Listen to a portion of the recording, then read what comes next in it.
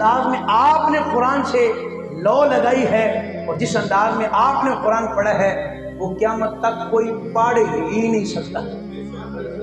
روایات، تاریخی روایات کے اندر موجود ہے کہ جو آخری رات تھی نا 9 اور 10 کی درمیانی رات، توجہ 9 اور 10 کی درمیانی رات، تو ایک راوی ہے تاریخ کے اندر، طبری کے اندر موجود ہے، دیگر کتب تاریخ کے اندر موجود ہے کہ وہ کہتے ہیں کہ جو خیمے تھے نا اہل بیت اطہار کے، ان میں سے یوں آواز آ رہی تھی جیسے شہد کی مکھیاں ہوتی ہیں تو شہد کی مکھیوں کی وہ بھنبھناہٹ کی آواز آتی ہے۔ کہتے ہیں میں نے کہا یہ کیسی آواز ہے جو خیموں سے آ رہی ہے، اور جس طرح شہد کی مکھیاں ہوتی ہیں وہ بڑی پیاری سی آواز آتی ہے، یوں خیموں سے آواز آ رہی تھی۔ کہتے ہیں ایک خیمے میں میں نے دیکھا جس میں سید الشہداء راکب دوش مصطفیٰ حضرت امام حسین اس خیمے میں تھے۔ آخری رات ہے، صبح تمام نے شہید ہو جانا ہے، وہ سورج طلوع ہونے والا ہے جو اہل بیت اطہار کے اوپر ظلم اٹھائے گئے، اس دن سے پہلی رات کی بات عرض کر رہا ہوں، 9 اور 10 کی درمیانی رات۔ کہتے میں نے تھوڑا سا اس پردے کو پیچھے کیا، دیکھا کہ حضرت سید الشہداء قرآن کی تلاوت کر رہے ہیں، اور اس مورخ کے الفاظ پتہ ہے کیا ہے اس راوی کے؟ کہتے ہیں یوں محسوس ہوتا تھا اس میدان میں، اس آخری رات میں، کہ حضور کا نواسا قرآن پڑھ نہیں رہا، اللہ اکبر، قرآن پڑھ نہیں رہا، یوں لگ رہا تھا کہ یہ قرآن سے مخاطب ہے اور قرآن آگے سے ان سے مخاطب ہو رہا ہے۔ یہ انداز تھا، کہتے ہیں یوں لگ رہا تھا جیسے مکالمہ نہیں ہو رہا ہوتا کہ یہ قرآن سے مخاطب ہے اور قرآن ان سے مخاطب ہے۔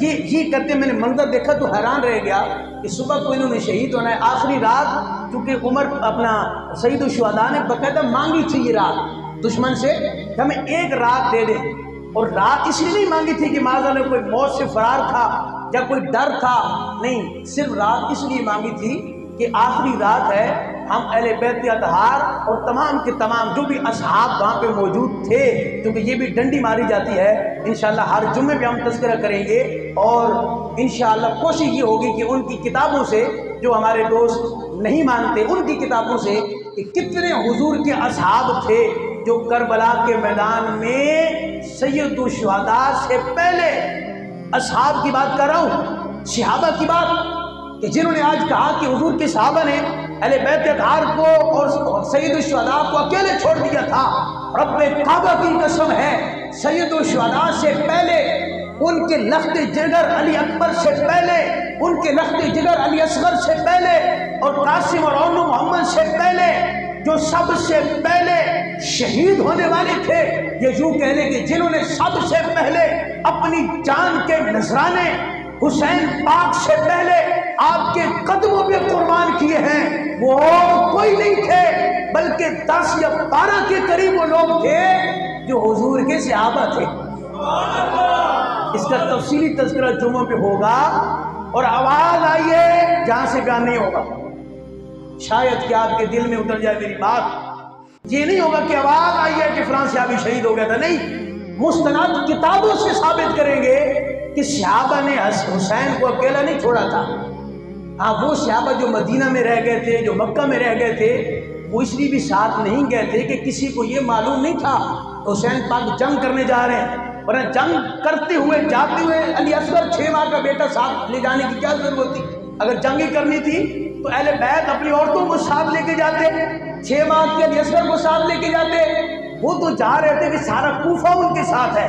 حضرت عبداللہ بن عباس جو خود اہل بیت اطہار کے کتنے بڑے امام کا رتبہ رکھتے ہیں، انہوں نے کہا حسین پاک کو کہ آپ نہ جائیں، کوفی لا یوفی، کوفی وفا کرنے والے نہیں ہیں۔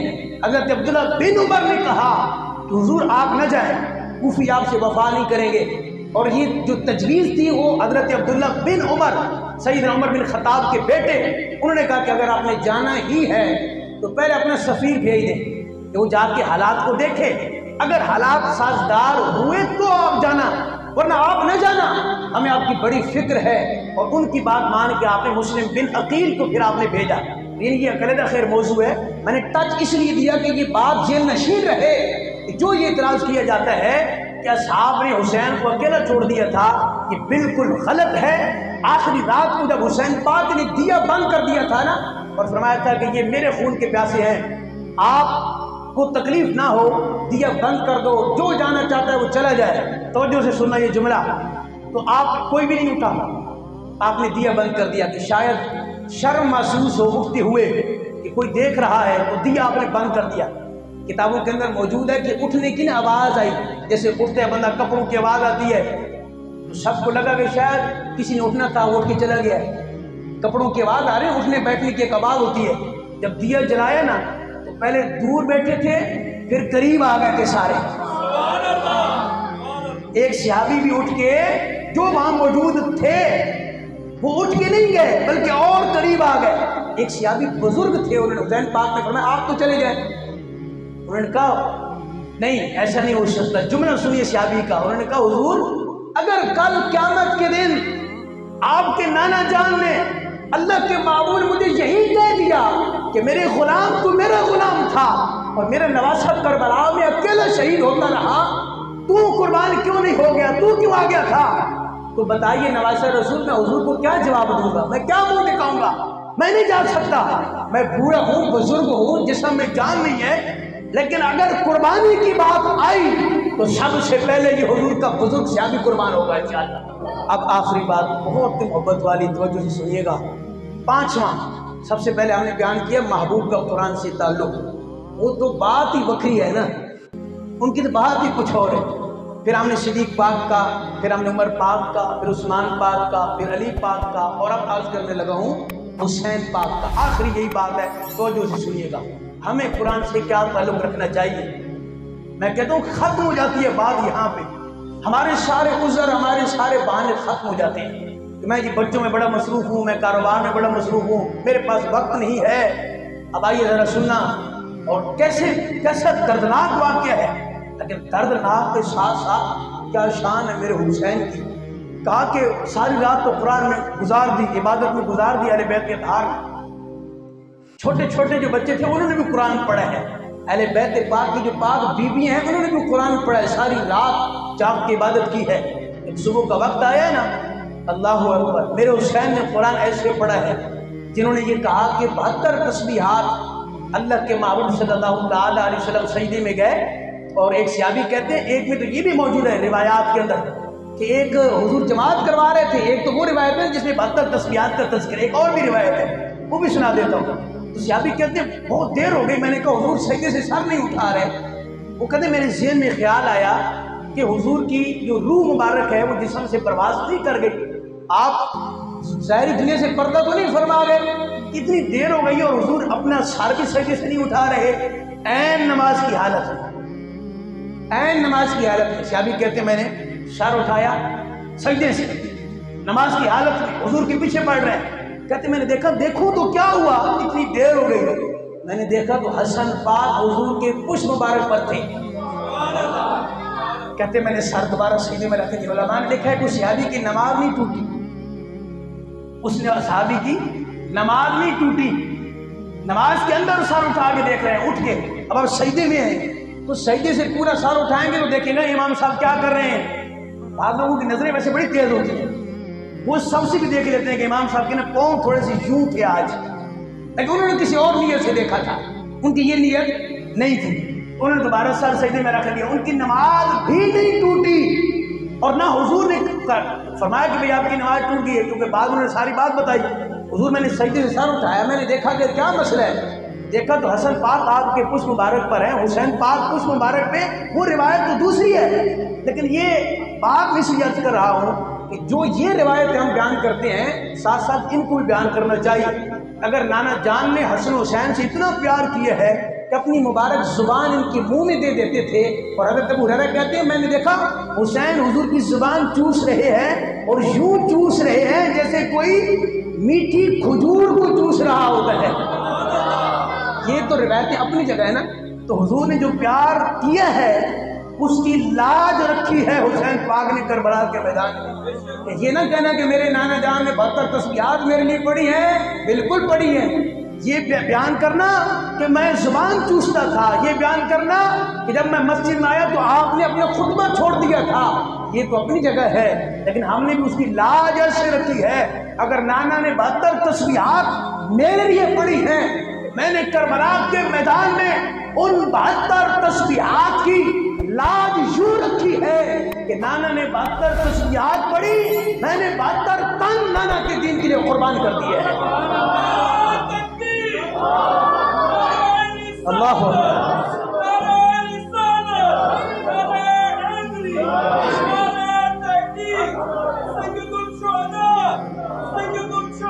امام حسین پاک رضی اللہ تعالیٰ عنہ، توجہ سے آخری بات سنیے گا۔ کیا میں عرض کر رہا تھا حسین پاک کا قرآن سے تعلق کیا ہے؟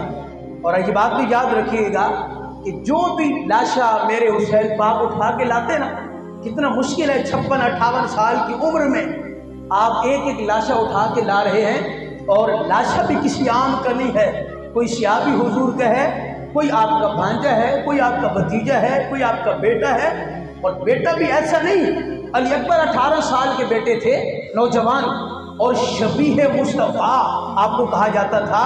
جب اصحاب کا دل کرتا نا حضور کی یاد زیادہ آتی، حضور کا دیدار کریں، تو امام پاک کی برگاہ میں آ جاتے تھے کہ کدھر ہے علی اکبر؟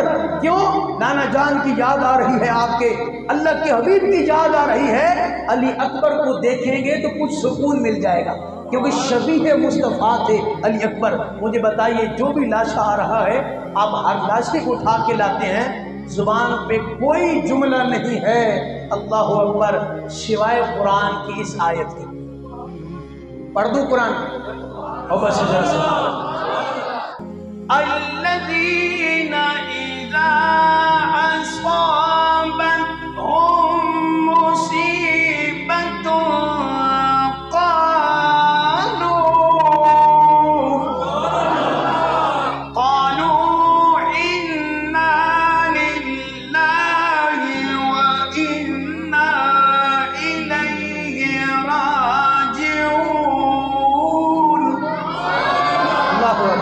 صرف یہی جملہ ہے۔ اور جو قرآن کے ساتھ بات عرض کرنے لگا تھا وہ یہ تھا کہ جب آپ کا سر جدا کر دیا گیا، چونکہ تفصیل اگلے جمعوں میں بیان ہوگی انشاءاللہ، تو سر اٹھایا نیزے پہ کسی ملعون نے، کسی ظالم اور سفاک نے، اور کسی نے ساتھ یہ کہہ دیا کہ دیکھو حسین جنگ ہار گیا ہے اور یزید جنگ جیت گیا ہے، کہ حسین پاک کا جو سر مبارک ہے وہ نیزے کی نوک پہ ہے۔ آپ پتہ ہے کہ جب یہ کسی نے کہا تو کٹے ہوئے سر سے مورخین کہتے ہیں، جب اس نے کہا نا کہ حسین جنگ ہار گئے ہیں، ان کا سر تن سے جدا کر دیا گیا ہے اور سر وہ نیزے کی نوک پر ہے، تو حسین جنگ ہار گیا معاذ اللہ، یزید جیت گیا ہے، تو مورخین تمام نے لکھا ہے اس کٹے ہوئے سر سے قرآن کی تلاوت کی آواز آ رہی تھی۔ یہ قرآن سے تعلق ہے، دھڑ کہیں ہے اور سر کہیں ہے، دھڑ کہیں رکھا ہوا ہے، سر کہیں ہے، لیکن کٹی ہوئے سر سے اللہ کے قرآن کی تلاوت کر کے حسین پاک نے بتا دیا تھا میں اس نبی کا نواسا ہوں کہ جن کے سینہ اقدس پر، سینہ مقدس پر، سینہ اطہر پر قرآن نازل ہوا ہے۔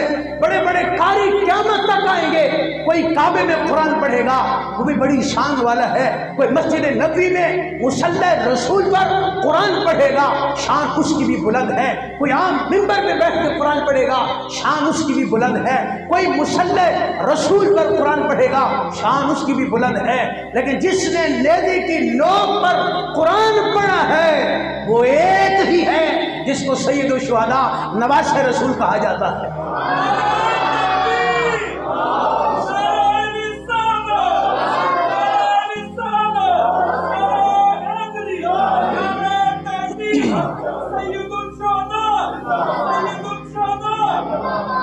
اللہ شعر پہ ہم آج شعر بھی پڑھ لیتے ہیں کیونکہ آپ کا ذوق ماشاءاللہ کمال ہے، لیکن قربان جائیے حسین پاک کی عظمت پر قربان جائیے، خدا کے لیے آئیے اور قرآن سے ایسا ربط اور ایسا تعلق رکھیے۔ کون ایسا قاری ہے جس کا دھڑ کہیں ہو، سر کہیں ہو اور قرآن کی تلاوت کی آواز آ رہی ہو؟ حسین پاک نے قیامت تک کے لیے ہمیں یہ پیغام دیا ہے، ہمیں دعوت فکر دی ہے، ہمیں ایک میسیج دیا ہے، اور میسیج یہ ہے کہ قرآن سے تمہارا تعلق ایسا ہونا چاہیے کہ سر دھڑ سے جدا بھی ہو جائے، قرآن سے تعلق تمہارا ٹوٹنے نہ پائے۔ اس لیے کہ نواز رسول کو جو قرآن کی تعلیم ہے وہ خود اللہ کے محبوب نے دی ہے۔ اللہ اکبر۔ ہم اگر ان ہستیوں سے محبت کرتے ہیں اور یقیناً کرتے ہیں، ان ہستیوں سے پیار کرتے ہیں اور یقیناً کرتے ہیں، وہ ہستیاں تو سر تن سے جدا ہو جائے، قرآن کی تلاوت پھر بھی نہ چھوڑیں۔ میں اور آپ اگر گھر میں رکھا ہوا قرآن اس پہ گرد و غبار ہو، اس پہ مٹی ہو اور ہم قرآن کو کھول کے پڑھ نہ سکیں، کل قیامت میں کیا منہ دکھائیں گے حسین پاک کو؟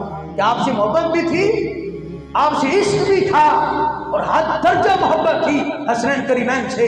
جو حضور کی نالین سے پیار کرتے ہیں، حسنین سے کتنا پیار کرتے ہوں گے۔ اہل سنت و جماعت کی بات ڈال کر آؤ، ادھر ادھر نہ جاؤ، ایک ہی جملہ کہو، ہم اہل سنت و جماعت کا عقیدہ بڑا ستھرا ہے، بڑا پاکیزہ ہے اور بڑا صاف ہے۔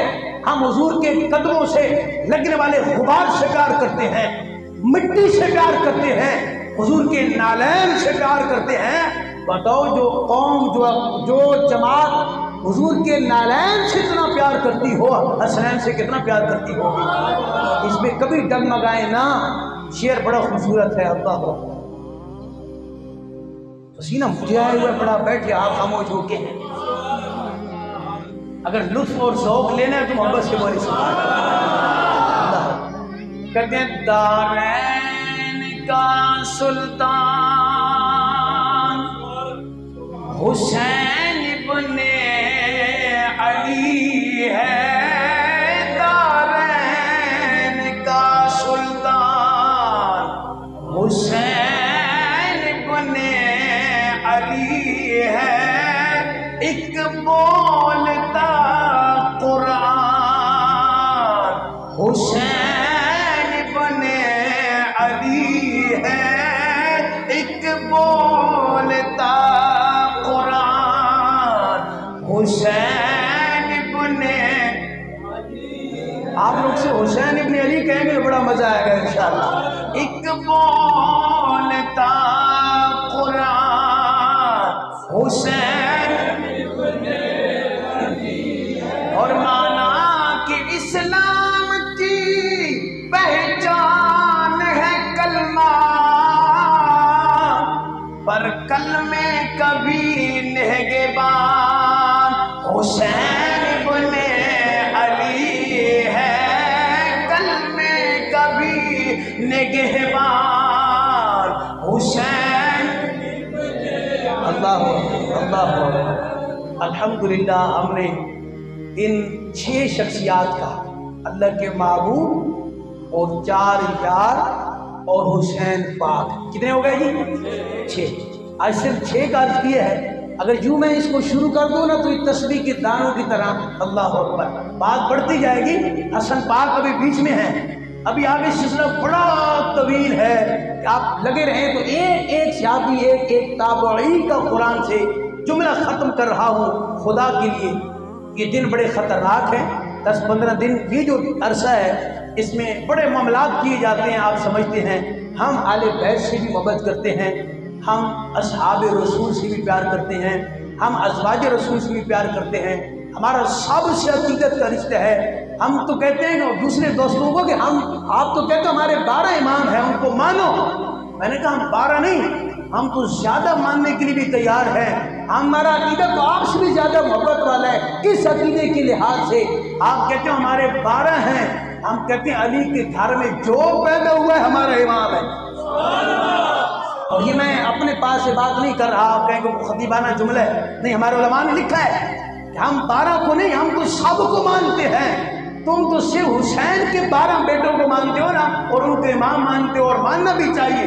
ہم تو امام حسن کے اولاد کو بھی امام مانتے ہیں، ہم تو سب کو امام مانتے ہیں، لیکن ہم ایک بات کرتے ہیں جس میں میں بیان ختم کر رہا ہوں، اور وہ بات یہ ہے، میں نے کہا ہم 12 کو بھی مانتے ہیں، تو جو ہم 12 کو بھی مانتے ہیں اور حضور کے 4 یاروں کو بھی مانتے ہیں۔ ہمارا تعلق 12 سے بھی ہے، یعنی 12 کو بھی مانو اور 4 کو بھی مانو، اور یوں کہہ دو، بلکہ اگر اور میں آسان کہہ دوں کہ جو حضور کی اولاد سے ہیں 12 اہل سنت والجماعت، جو فکر رضا کے عامل ہیں، جن کے پاس اعلیٰ حضرت کی سوچ، نظریہ اور فکر ہے، کتنا پاکیزہ عقیدہ، کبھی اس پہ بھی مان کیا کرو، کبھی اس پہ بھی شکر ادا کیا کرو۔ کہ ہم 12 کو بھی مانتے ہیں، ہم یاروں کو بھی مانتے ہیں، ہم تو سب کو ماننے والے ہیں، لہذا ہم اختلاف نہیں کرتے۔ ہمارا یاروں سے بھی تعلق ہے جو حضور کے یار ہیں، اور ہمارا باروں سے بھی تعلق ہے جو حضور کے اولاد سے ہیں۔